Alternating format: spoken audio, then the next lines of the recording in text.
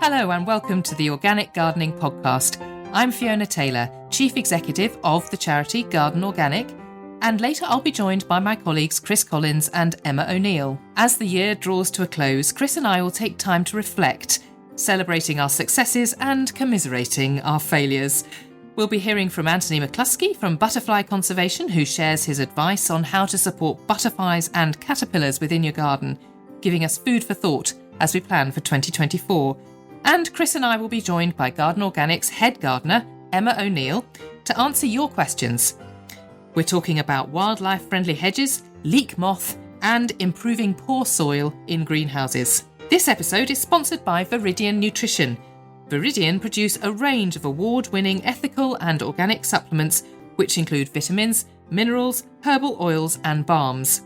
Their supplements are stocked in over 1,000 specialist health stores across the UK. To find out more, visit viridian-nutrition.com. Now, before we start, I just wanted to take a minute to explain who we are to any new listeners. This podcast is created and shared by Garden Organic, the UK-wide charity for organic growing. We've been around for over 65 years, supporting biodiversity through organic growing and composting, seed conservation, science and research. We share our knowledge through things like this podcast to help more people succeed with organic and sustainable growing. Our work is primarily funded by donations and our members. So if you enjoy listening and want to help us continue to produce this podcast, we would be hugely grateful if you'd consider joining as a member, buying membership as a gift, or simply making a donation. Even a few pounds will really help. You can find out more on our website, gardenorganic.org.uk.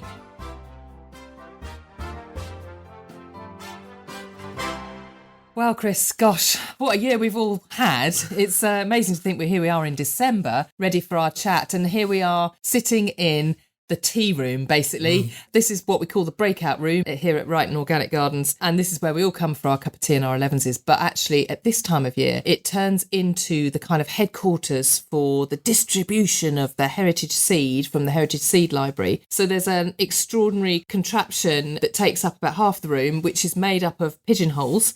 And each pigeonhole contains the seeds all ready to go. So we've had lots of volunteers counting out the seed into all the seed packets.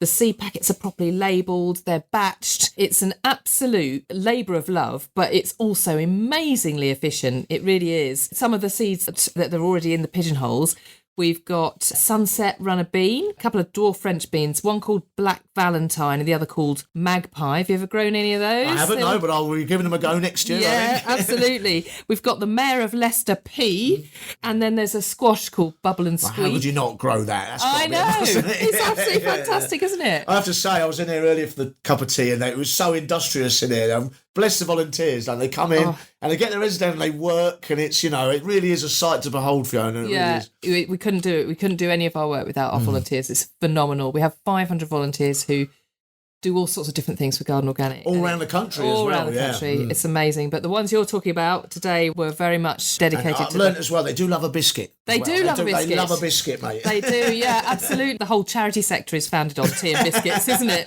If you want to have a go at growing some heritage varieties yourself, then you would need to join the Heritage Seed Library. So you go on our website and join Garden Organic, and then make sure you tick the box to join the Heritage Seed Library. It's worth doing it right now, because on the 8th of December, as long as you're a member, then our seed list for 2024 goes live.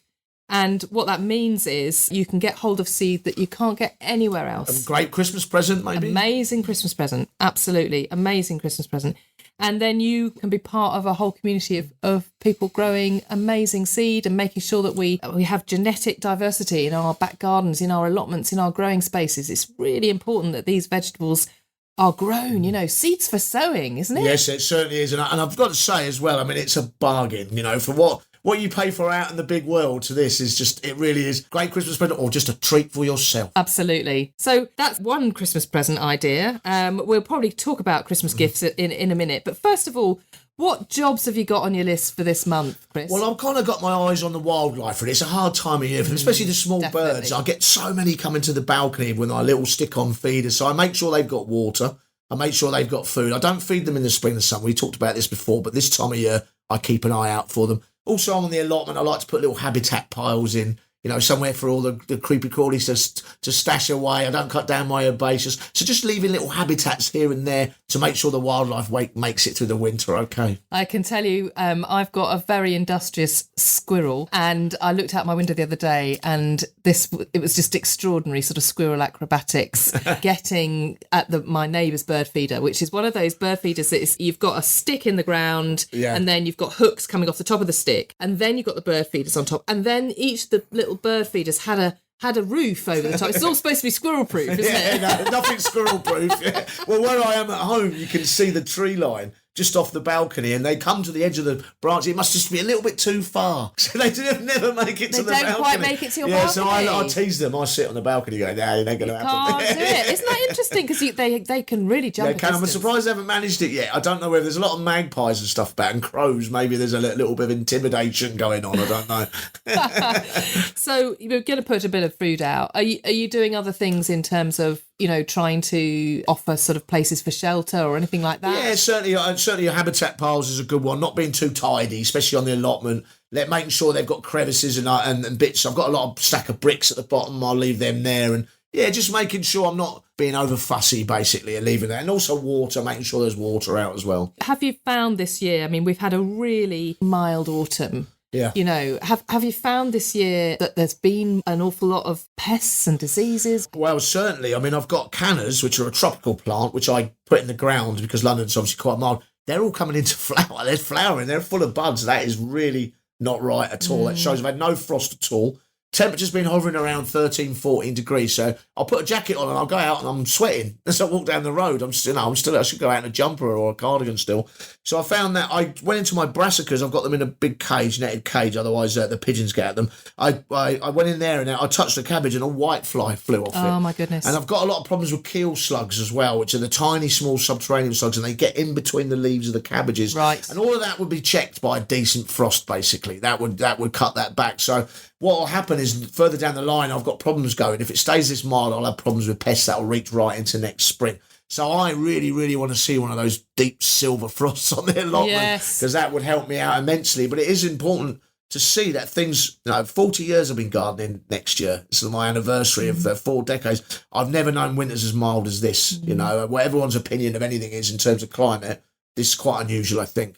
But just going back to your point about, looking out for the wildlife this month, have you got sort of any techniques for encouraging the kind of wildlife that might help you deal with something like Yes, well, my neighbour, Peter, I'll give him a name check, is an old Irish lad who's my neighbour on the allotment.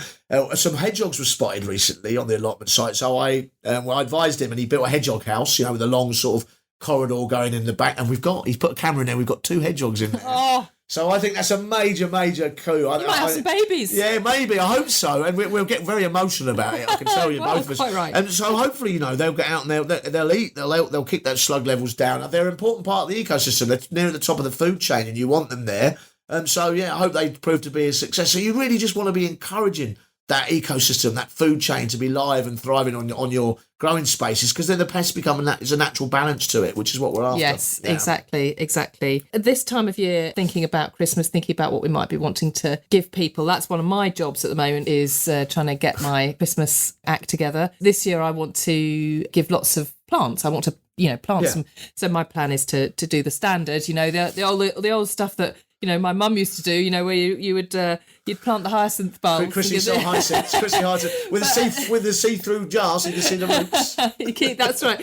But actually, I think there's nothing nicer than a pot, a small pot, and lots of tiny little bulbs, like particularly crocuses. I just think they look amazing. I mean, I know you force them indoors, but sometimes just bringing the spring forward, it makes a difference. But also you can naturalise them afterwards. Exactly. Once they go over, you can make sure you go out and you put them in the garden. So you've got a long-term gift you can enjoy for many, many years. Yeah, exactly. I've never had anybody turn their nose up at that sort of a gift. I think that's a great well, if they did, I would give them to one next year. It's off the list, mate. It's off the list. What about you? Any planty ideas? Yeah, in recent years, it's been very trendy. The terrarium has made a huge comeback. And I've sort of made them all through my gardening life. In fact, I used to make them in Japan and sell them in the shop at quite a large amount of money, if I remember rightly. So I love the idea of a mini rainforest. So mostly all recycled stuff. So I use an old fish tank. And what I'll do with that old fish tank is I'll put a layer of gravel in as a water table, and I'll put peat-free compost in with a bit of bark mixed through it. I'll undulate that, so it's a little landscape. I might forage for a few rocks, put them in there, and then get some sustainable moss and coat that over. And then I'll plant house plants like orchids or some ferns, maybe some pipers, Phytonias, and you have a little mini rainforest there. And that could go on the sideboard at home as a gift to someone you care about very deeply, and hopefully that makes them happy. It's a gorgeous gift. I mean, how about that? To be given a Chris Collins terrarium, I think that's amazing. Well, it's difficult, isn't it, these days, because we're so consumer-based. What do you buy people? We seem to have got everything, haven't we? So, like the bulbs and naturalising them, you want something that's interactive, that's going to last, and it'll remind you, hopefully, of a good Christmas. Yeah, absolutely. And I mean, I've got friends who are really good about things like, making candles and things for people. But what they do is they go foraging around and find old pots and just reuse them. Yeah, I think there's something about a personal touch where you haven't just nicer. gone into a shop, bought something, wrapped it up and gone, have it. Well, it's not. It should be much more of a process than that, I think. Yeah, you've got to start a bit early. That's the thing. You've got to think ahead, haven't you? But no, absolutely. Of course, Christmas is the time that makes us all look back a bit as well. Back on 2023. It's a big question I'm about to ask you, Chris. I hope you're ready for this. Has something or somebody really inspired you this year?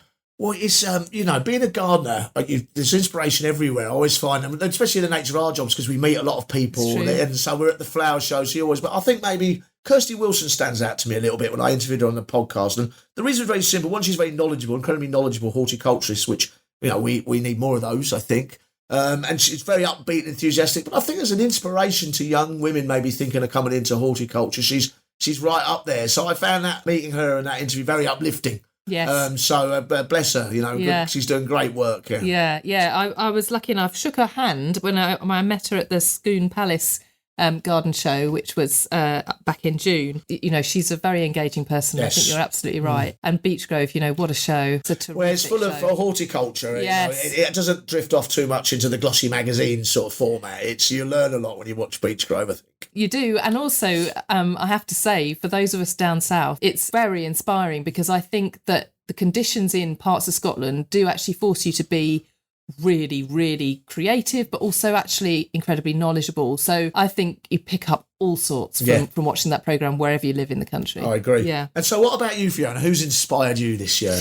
Well, I have to say I was so lucky to go and interview Pam Corbin. I've had a lifelong struggle with jam making. It didn't come sort of easily to me. I don't know, somehow I never sort of picked it up growing up. My sister seemed to be very, very good at it, and therefore I just sort of let her do it. But actually I was determined to get on top of it myself. And also because, when you grow your own stuff, it's great to be able to preserve it and have it over the winter. But yeah, I didn't have a lot of confidence around it. There I was in the kitchen of this kind of extraordinary jam scientist, really. I would call her that. I mean, she really is. She's a phenomenal encyclopedia of knowledge, just finding out about how they set up their own jam factory and the kind of jam they used to make and how they used to hand pot everything, so everything, it was no machinery going on. This was proper jam making. Also realising, yes, there is a science to it.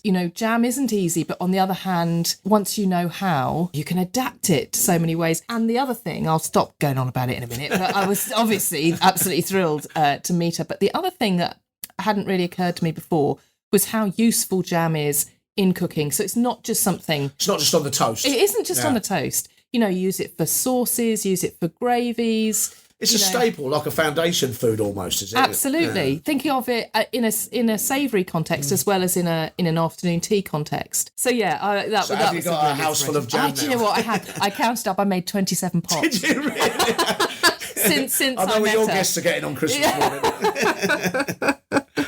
Yeah. No, well, I must admit I've worked my way through a fair amount of it already.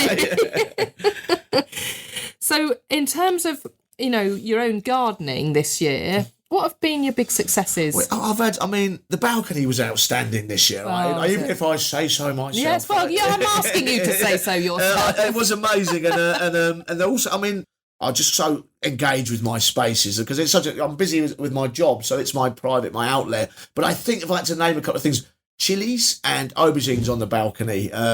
Long purple aubergine, I just had inundated with those. Most people find they get 2 or 3 aubergines. I must have had up to 60 or 70 of them. 60 or 70? I got 3 and I was proud of that. Honestly, plants were hanging with them. And And then I made this Parmigiana, which is like where you roast them and you put them on a tomato sauce and then you put a layer of ricotta and a layer of Parmesan. And that was just out of this world. Yeah. Chilies as well. I got right near the end of the season. I grew lots of different cultivars of chili. I got loads of them, and then I dried them off on the windowsill. And then I flaked them, and I've got them in jars. And I don't think I'll run out of chili till the earth 2091. Oh, well, I should be making chili jam with that. Yeah, you should. I will bring you some. I know. We need to collaborate. Yeah. I did quite well with my tomatoes this year. It's the first year I've had a proper decent tomato crop. I've had a bit of success, but this year it was great. There was a sense of continual supply through the summer, and actually to the point where I'm afraid right towards the end, I sort of slightly turned my back on them because I thought they'd finished. And I got on with other things. I went out to the greenhouse a couple of weeks later and I'd missed a load. Yeah. And at that point was when I discovered that my aubergines, I thought I'd only got one. And then I found two more. But that was really, really, really late. Yeah, it was a late, for the sort of med crops. It was the Mediterranean, the sort of warmer crops. They came really late. We were saying that we weren't going to get any. Weren't we? Yes, I remember. And then he just had this massive flurry at the end, and I've enjoyed every minute of it, to be honest with you. Have you had a dismal failure this year, Chris? No, apart from, that sounds a bit arrogant. No. Because I'm just lining up mine, frankly. No, I think the only thing that sticks in my mind is I ordered wallflowers online and I got them posted to me. I really like a wallflower in my bedding with my bulbs. And they came through the post and they weren't up to much. So I think I should have thought about that a little bit more.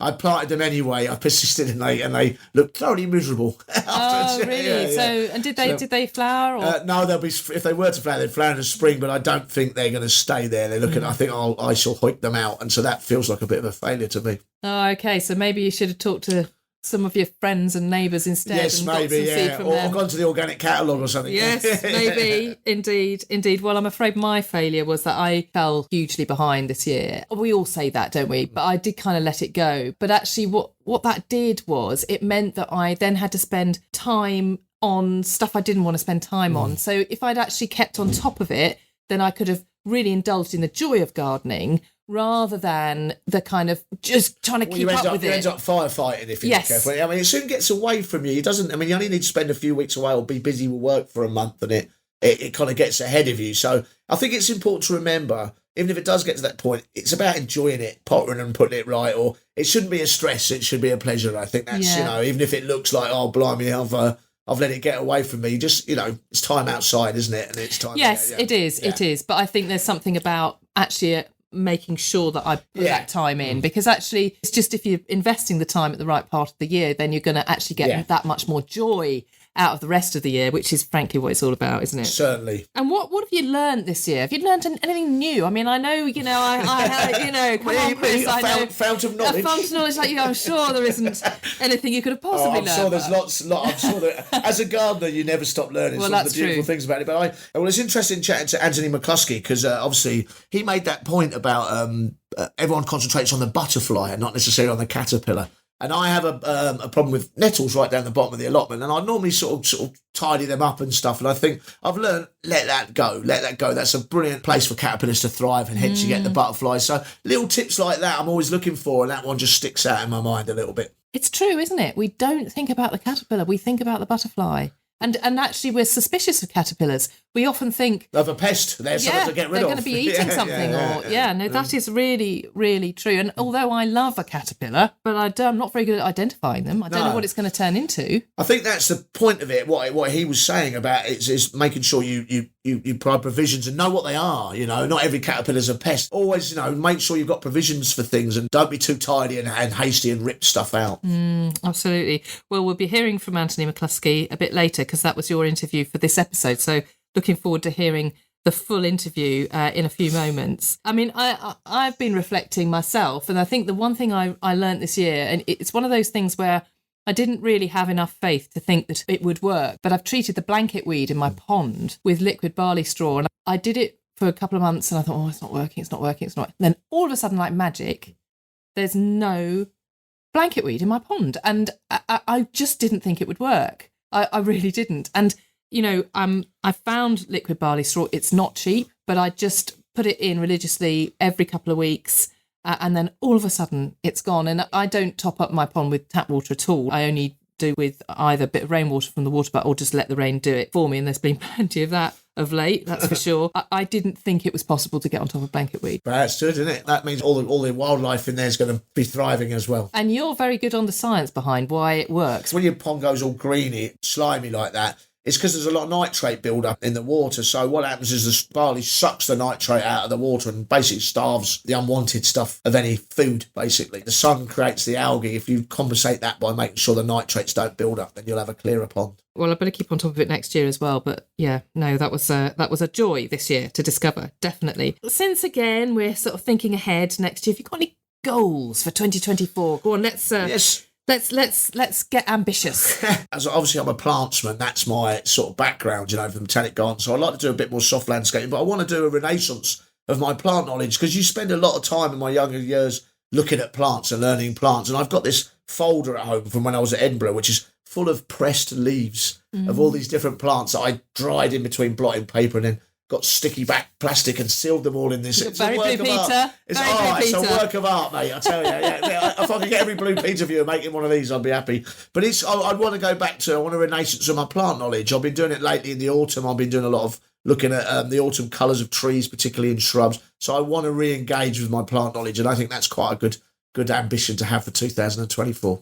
It's a very good ambition indeed. And I recently was at a talk by John Anderson, who is keeper of the garden, which is at the Savile Garden, which is situated in Windsor Great Park. But John, in this talk, was talking about how to engage with the apprentices coming through and how to keep people interested. And he said you have to observe and you have to touch and you have to feel the plants. And what he suggests is to every new apprentice that starts, that on January the 1st, they get their diary, and they get a paper diary, and they go out into Savile Garden or into Windsor Great Park, and they select 3 plants that day, and they note down those plants, or they go and find out. If they don't know what the plant is, they go and find out. And it's not just what it looks like, but it's what it feels like, the scent, what's the habit of the plant. And he recommends that every single apprentice does that for 3 plants a day. And then at the end of the year, they've got over 1,000 plants. Yeah, it's a great idea. Yeah, it's brilliant, isn't it? Because it builds up so quickly. It does, and I think that it's important to say professionally, certainly,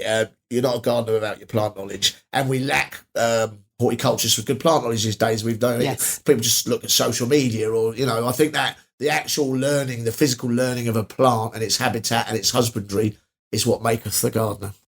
Yes, indeed. So now we're about to hear your interview, Chris, with Anthony McCluskey, who's based in Scotland.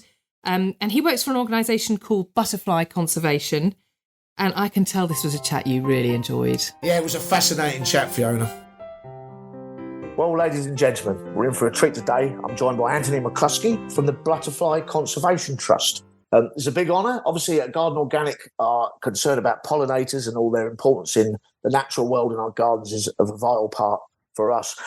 Anthony, welcome. Hi, Chris. How are you doing? You all right? You good? Yeah, I keep well, thank you. Good. Working hard, no doubt. So I think the first question, maybe the most important question, I think people like yourselves and the Trust are unsung heroes. What does your organisation do? And tell us a bit about that, how it got going and what it does now. Yeah, so I work for a charity called Butterfly Conservation, and we've got a remit to conserve butterflies and moths and our wider environment.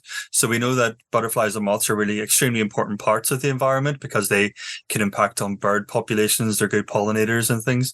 So we're a UK-wide charity, and we want to conserve these species by working in the landscape, so working with farmers or in nature reserves, but we also want to work where people live, so in urban areas too, which is a large part of some of the roles that I've had at Butterfly Conservation, where we've been working with councils, for example, to make new meadows in parks or encourage people to garden for butterflies as well. That's amazing. So real sort of like action, not word stuff, isn't it? You're out on the ground. Is that right to say? Yeah, that's right, and it's really important that we do the work because through our time at Butterfly Conservation, we've got thousands of volunteers who actually record the butterflies they see, and they count the numbers every year, and year on year those numbers are going down. So we know for sure that the numbers are mostly going down, and that's a large part of our work is to actually support those volunteers in gathering that information. But then it's our role to actually do something about it and take action. So your volunteers are really your eyes and ears of the populations of butterflies and moths in this country at the moment. So, yeah, they're observing and they're feeding you back that information. I think maybe this is a little way a bit of a silly question, because everybody talks about making sure pollinators are okay, but what's so important about them? I know I'm a gardener, I kind of know, but I think it's worth clarifying what's so important about butterflies and moths. Yeah, well, you mentioned pollination there, and they are quite good pollinators of both wildflowers and of some of the crops that we eat. So a lot of it actually is done by moths. In the UK, there's over 2,500 species of moth. There's only about 60 odd species of butterfly. So a lot of the work actually goes on at night time when people can't see it, which is why we often don't think of them as being pollinators, because we simply don't see it happening. And there's more research now on that, because people they can capture moths, they can study the pollen that's on their body, and they can see that actually they are collecting pollen as they go about their business. There are some wildflowers which are only pollinated by moths as well, because they have a certain shape which only moths can access. But then, of course, they're really important to the ecosystem, to the food web generally. We know that they're caterpillars, for example. At any given time in springtime, if you look into something like an oak tree, there will be probably millions of caterpillars inside there. That will be good food for birds. And even in a small urban garden, some research has found that it takes about 30,000 food items to raise one nest of blue tits. That's a single nest. That's mostly caterpillars or spiders or little grubs and things. So if we didn't have those butterflies and moths having their caterpillars, then we wouldn't see those birds which rely on them as well. So they're really important for those reasons. So there's that chain, that natural chain that is so important. Schools quite interest me, because I've worked in schools a lot over the last 15 years. Do you find that they're really quite fertile ground for this kind of stuff? Yeah, no, I've never done any of the school work myself, but I know from colleagues and their reports and the things that they tell us, they get a great deal out of it, because the schools are often primary schools are at that age where kids are still interested in things and they're willing to give stuff a go. So if you tell them you can grow a garden for butterflies, they'll believe you and they will do it and they'll go on and do it. And hopefully that stays with them. And we also realize with teachers that they just don't have maybe the background or the time to learn about butterflies and moths themselves. It really helps if one of us can come in and have easy lessons for them and show them what they can do, because teachers have enough to be doing. They're time poor as it is. So I think, we've been received with hopefully a good welcome in those places. Yeah, it sounds about right. I think the response you get from educational environments is always positive, and it's kind of the future, isn't it? It's kind of an area we need to hit. So I know that your charity is launching a campaign called Wild Spaces. And one of the things I always worry about is you can talk about rewilding, but you're actually approaching it from all angles here. So can you tell me a bit more about that? Yeah, so Wild Spaces is one of our new initiatives, and we've got an aim to make 100,000 new wild spaces in the UK by 2026. And to do that, we need to work with a number of different audiences, maybe people who aren't our traditional audiences, so people living in towns and cities who might have a patch that they want to improve for wildlife. So it's really giving them the tools they need to do that.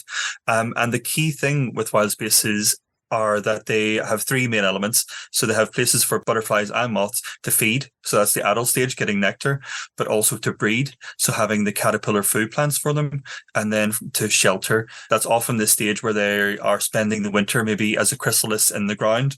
And so that's why, like, say, leaving leaves, for example, don't tidy up too much so that you're not disturbing those chrysalises through the winter. And we've got a number of different interventions. So as you mentioned with balconies, for example, if somebody's got a small balcony, we'll have a recommendation of the plants which will grow best in pots, which can survive a bit of drought, and how people can make the best out of that small space. Similarly, then, if people have a community growing space or an allotment, how they can leave maybe have a native hedge around it, or leave some areas just uncultivated to help those species too. Is there reasons you can identify that these moths and butterflies are declining? Yeah, so our most recent report found that over 80% of our butterfly species are in decline, and a lot of our moths are in decline too. So again, we've got that evidence to show that they're declining, and we're looking at the reasons behind their decline. The major reason for their declines in the countryside has been changes to agriculture, because in many of our farm spaces now, if you go through them, there aren't many places which are permanent, so it'll be constant crops getting turned over, but also very few wildflower meadows left. So in our farmed countryside, even though it's been good for us because we have more food to eat, that has been to the detriment of butterflies and moths, because the wildflowers and the habitats that they need have just disappeared from much of the countryside. And then other things just like urbanization is having a role. Pesticides and herbicides are having a role too, but it's really hard to pin down the size of the effect from those impacts. So it's kind of an overall, it's kind of multi-headed almost situation that's affecting populations. I kind of think that if you're a farmer and you're using lots of nitrogen, then plants like nettles, etc., respond to nitrogen. That might be knocking out other pollinating plants. So there's an effect, isn't there, through farming, basically, or even gardeners, to be fair. We can't get off the hook. Yeah, that's right. And just as you point out with nettles there, like a lot of species have caterpillars which eat nettles. So a lot of the common garden butterflies we see, like the small tortoiseshell and peacock, their caterpillars just eat nettles. So species like that are doing relatively well. They're quite generalist. They can feed upon a few different plants, things like nettles, which are found everywhere.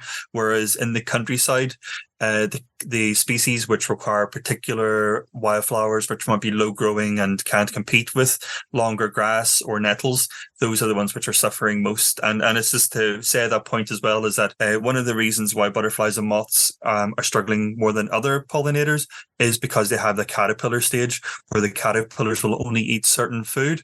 So if those caterpillar plants disappear, then the species disappears as well. Whereas most bumblebees, for example, are generalist. They can exploit a wide variety of different plants, so they don't have that same problem.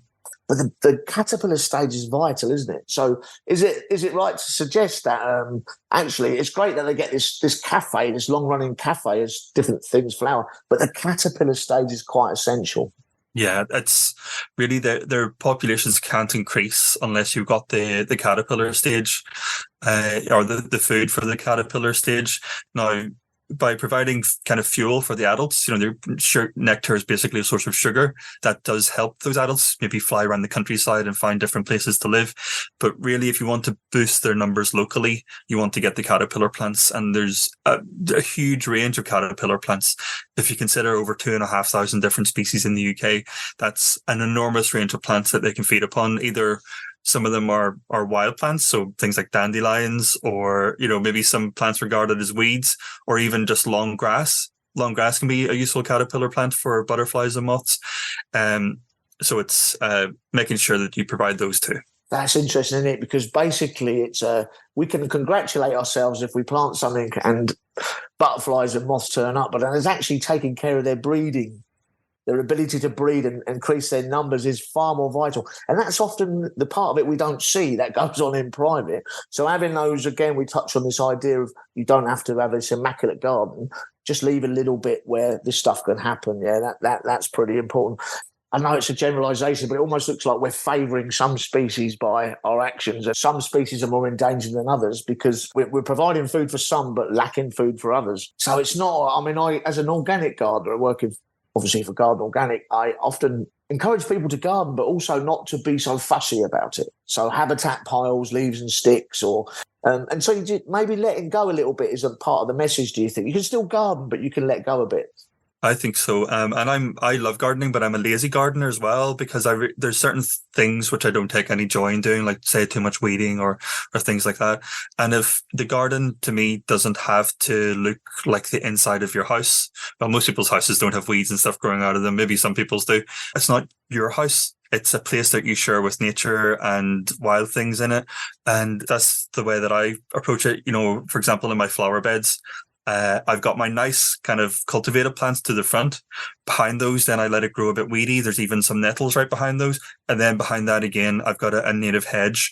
If the nettles start to come to the front of the border, then I'll weed them out because I don't want to get stung by them. But so long as they're stuck at the back, then that's okay. And I'll grow plants which can compete with those nettles so that they don't take over. So to me, I've got an organic approach as well. So I'll use plants to keep other plants in check. and to have that wildness in a garden. But I think it is important that people do still garden, that they don't just let it go to rack and ruin. So it is about getting that balance. Otherwise, people won't enjoy being in their gardens if they can't access it and they can't kind of enjoy it and do something in it. Yeah, it's interesting, isn't it? Because you sometimes you get this impression you need to leave it all alone. But if I did that on my allotment, I'll just have horsetail and coot. So you have to intervene somewhere. But it's about consideration. But I think you got the nail on the head there. It's a communal space. Not necessarily a human communal space, but a natural human space. I will say at this point, you really need to look at the butterfly conservation website because there's so much stuff on it. I will ask Anthony to give you the address right at the end. But I love the idea of butterfly work parties. I know you have these. So tell me a little bit about that. Yeah, so a work party is when we get a group of volunteers, often led by a staff member or somebody from one of our branches, and we go out and we take action to help butterflies and moths. Now, that might be going out to the countryside and say cutting gorse back if there's a problem with gorse or winds, that as we call them in Scotland, taking over like a wildflower meadow. Then it might be taking care of those gorse, or even sometimes scything a meadow so that it gets cut at the end of the summer and then the material can be taken off. But whatever needs done, we usually have a merry band of people who go out and we get to know one another. We work side by side and we get the work done, and it has real results. So people, we can see that the butterflies and moths respond to that action. So it's and they're great fun, which is always important too.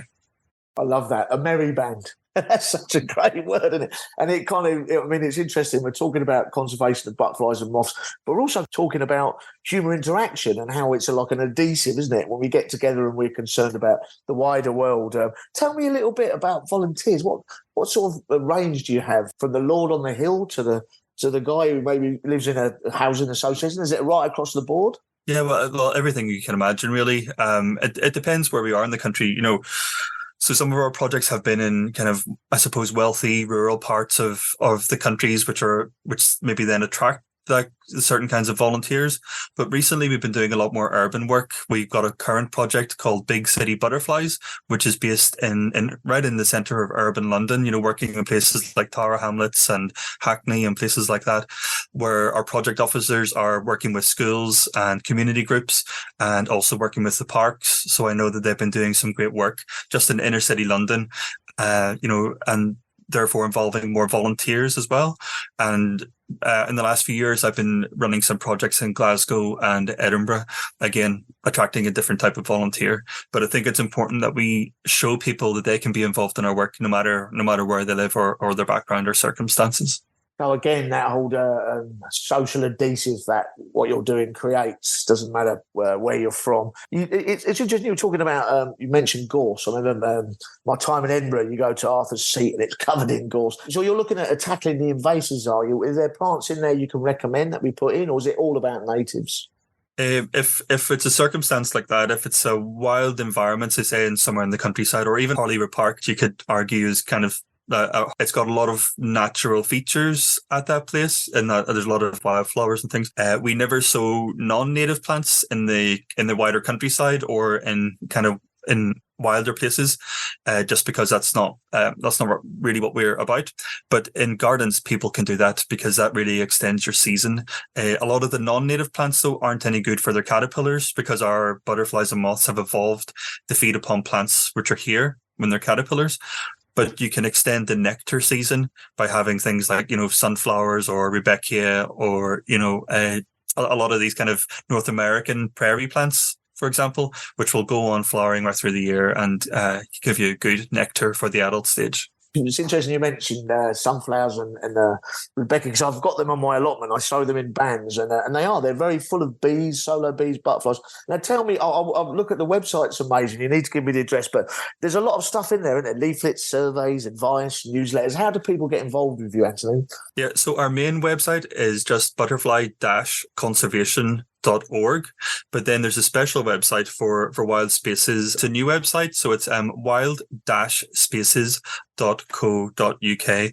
And the great thing about that website is that if you go on there, you can kind of log where your garden is, and then you get all these different recommendations for things that you could grow in your space that you have, and then you'll also go on the mailing list, so you'll get monthly recommendations about what you can grow, and you can find out more about the species, so you can click on different butterflies and see how you can attract them to your garden. So it's a great kind of interactive tool if you want to find out a lot more. Well, speaking to our Garden Organic listeners who will be listening to you, I have to say the website is just full of information, and there's advice there, there's newsletters. If you really want to get involved, there's surveys, like you said at the beginning of the chat, that response from people who get involved with you. Have you seen a red admiral? Have you seen this? So you're getting some sort of response. There's only one sort of last thing I want to ask you. Is that sometimes when I worked in schools and stuff, we do like butterfly, call them butterfly pies with a bit of old fruit in, or I've heard about moth socks, or is it just plants we should be planting, or is there other things we can add to attract these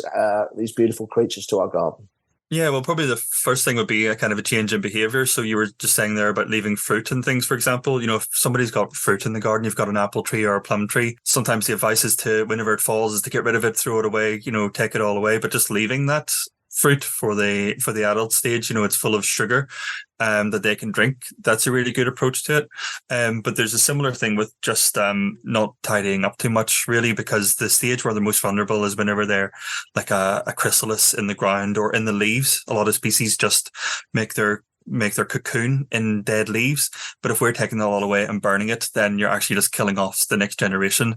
So I always encourage people to remember that even when we can't see them, they're still around, and so we need to act as if they're still there, and not go disturbing them whenever we think the place needs a tidy up. I think the message there is obviously we love to see them in action when they're adults and they're floating around and they're on our plants, whatever. But that stage where they're under the radar is absolutely fundamental. So you can do little things, can't you? Maybe a pile of twigs with some leaves and a bit of moss in, leave that on the bottom of the allotment, on the side of the allotment. It's really that simple, isn't it? It is, and people enjoy making these things called bug hotels. I think they used to be branded as bee hotels, but a lot of them are better just for bugs generally, for invertebrates.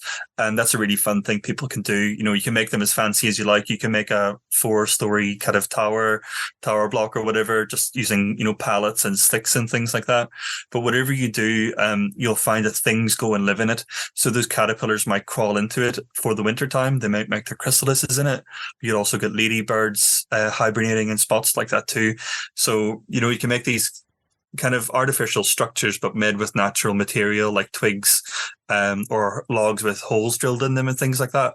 All of these simulate what the creatures need in nature. So it's a kind of fun way of getting people involved in building something for wildlife. That's a good community project. That's a good park project. Brilliant school project. I love things like recently I was learning about rot holes, when you get like a dead bit of log where a branch might have been, and they're little ecosystems in themselves. And one of those to the back of a border in a garden, or even in a side in a pot on a balcony, that will work, won't it? It does, yeah. So whenever I've got a flat in Stirling, so first floor flat, a tiny balcony. It's maybe 20 centimeters deep and maybe 2 meters a long way. So really not a lot to plant in, but I do plant in it anyway. I've worked it out over a number of years on how to do that. But one of the things I have as well is just these bug hotels. So I've kind of put together little wooden structures filled with sticks and kind of chopped logs and things like that, where hopefully the caterpillars, which I see living on my balcony, I do see them, they do come there. Hopefully they will crawl into those for the winter and they'll kind of be protected in those spaces. So size is not an issue as long as you're creating the right environment. I am too a balcony gardener, and I'm amazed what turns up. I had a woodpecker on it this morning.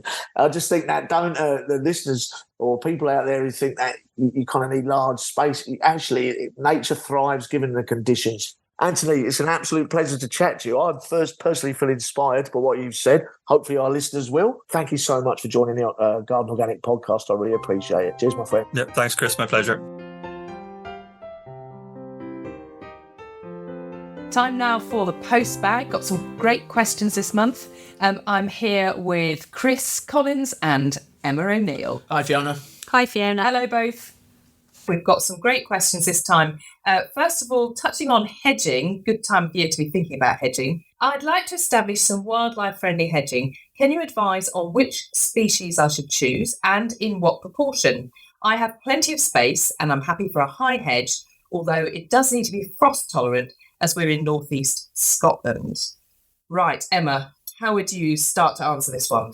So I would go for native hedging. I would always go for whips because they're far easier to establish, plus they're far more cost effective.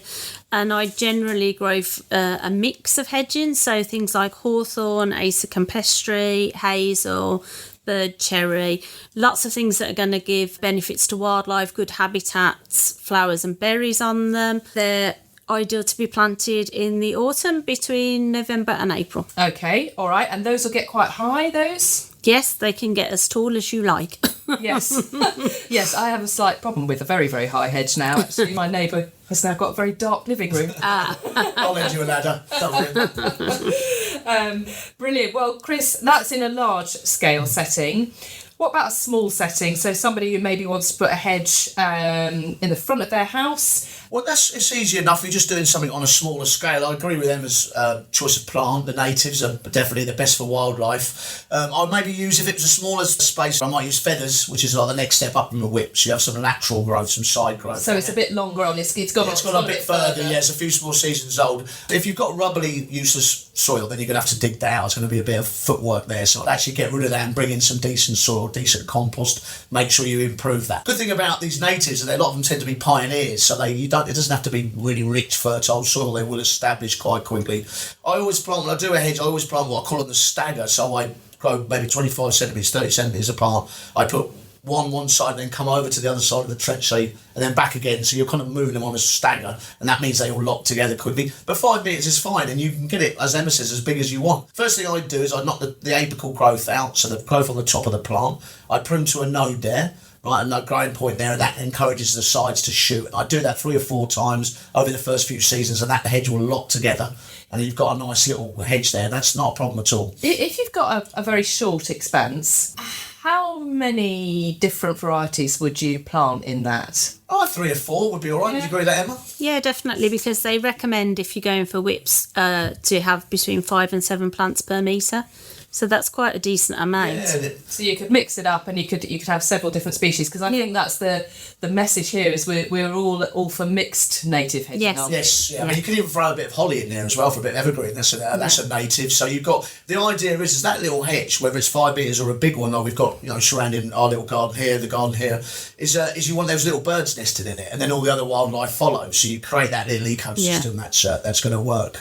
I will say as well, if you haven't got a garden at all and you want to get the little birds in, something like a coppiced hazel or birch or a hornbeam, put that in a big old pot, plant in, make sure you coppice it, so you cut it down quite low, let it multi-shoot. That's perfect for little birds as well. Even in a pot, you can even get... As long as you're watering and feeding, obviously, as long as you're giving it the husbandry that's required, you can have a little... I'd love the idea of a coppiced hornbeam just outside my office window. I've got the little birds coming in on the feeders. Perfect. Yeah, wonderful. I mean, obviously in a pot, you've got to look after it, but equally, it just means everybody can do wildlife-friendly hedging. That's amazing. Right, we are revisiting leeks. We all love them, and a lot of people have a lot of questions about them, but this time, this is an interesting dilemma. I'm very disappointed with my leek crop this year.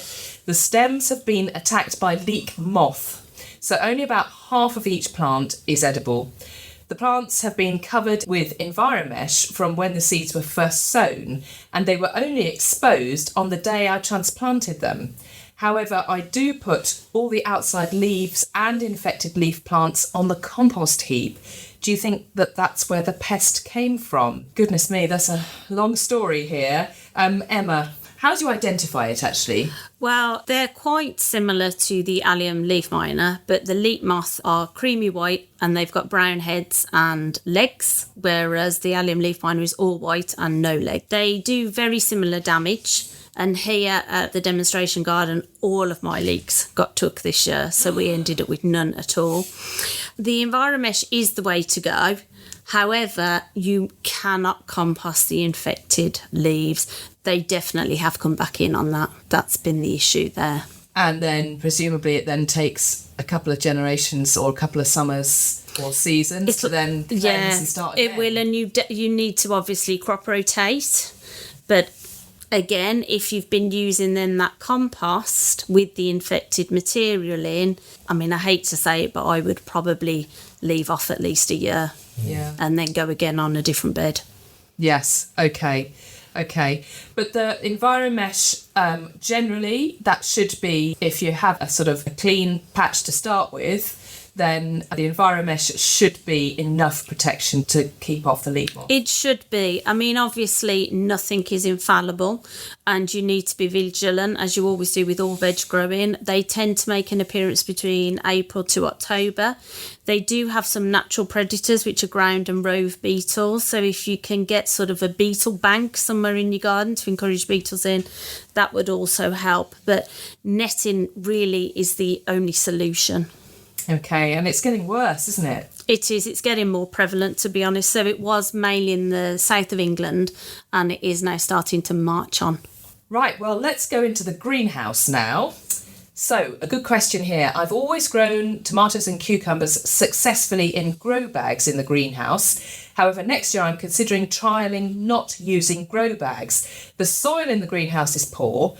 Can you advise on the best way to improve it? So, Chris, I'm going to come to you first. I really identify with this question. I do have a soil bed in my greenhouse, and I've had a couple of sort of decent salad crops off it, but it's not good soil, I have to be honest. How would you go about improving soil that basically gets no rainwater? It's all artificial, isn't it? How would you do that? Pretty much like I would any sort of improvement, to be honest with you. I'd be looking to add organic matter. You can maybe get well-rotted manure, you could buy that bagged, or you can maybe get that locally. Maybe you get it locally is better because you're more known to its source, it might likely to be organic. But that's obviously brilliant at soil improvement. Or maybe you've got a compost bin with some of that lovely old compost gold. You can use that. You might want to add some other stuff. So you might want to put your compost in and then add a bit of Bocking 14 pellet to it to make sure. Maybe add some comfrey leaves in a trench so it breaks down and improves the soil. So just the usual methods we always say about improving soil apply to that greenhouse as well. I will say I prefer a nice deep soil to a grow bag because I think I like at least 30 centimetres because it gets the roots down. I think you get healthier plants. But grow bags are traditional. All the old boys on the parks used to use them. But just look at improving that soil. You might want to add kitchen waste or compost that hasn't rotted down quite yet. Maybe add that in the autumn and let that rot down over the winter, and then you're ready to go in the spring. But yeah, compost, organic matter, basically, and maybe subsidise it with a bit of organic fertiliser as well. Yeah, I do love the idea of comfrey pellets. I hadn't even thought of that. That's a great idea. You can almost kind of do a bit of a cocktail, a bit of a mix, can't you? Some of your kitchen, dig a bit of a trench, some of your kitchen waste, some comfrey pellets. Top it up with whatever soil you've got lying around. On my balcony, comfrey pellets are the key for me. That's why I use in containers. So in a little way, like you described, it's inside, so there's not rain going on it. There's not those natural elements. So, to subsidise it like that and also keep it moisture, treat it like a bit of a container, a big container, and then keep it healthy and you'll get good crops. Yeah, okay, great tip there. Emma, have you ever used grow bags? No, personally, I haven't. So when I saw this question come in, I did go out and chat to my volunteers to see exactly why they would use them. It does mainly seem to be convenience, that obviously if you don't have a bed in your greenhouse, also you can manoeuvre them around. And of course, they come ready. So you just slit the bag, plant them in. They've already got some nutrient content to them.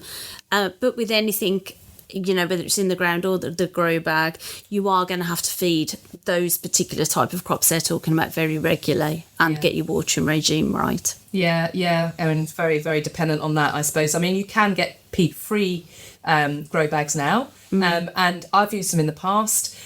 Sometimes I've taken the soil out of the grow bag and put it into a pot. But other times, there is that thing where if you just want maybe a tomato plant outside the back door, you can just your grow bag down on a slab and you don't have to worry about it. And the good thing is when that's finished, add it to your compost heap or use it as a bit of a mulch. Don't just ditch it.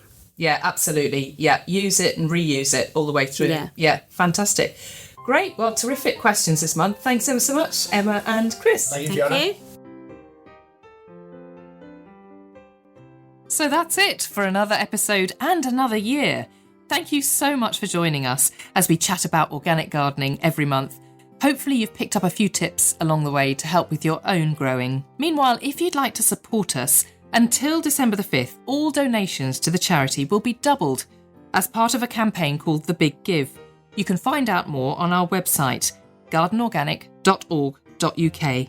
So all that's left for me to do is to thank our sponsors, Viridian Nutrition, and Kevin MacLeod for the music, and to wish you a very happy Christmas.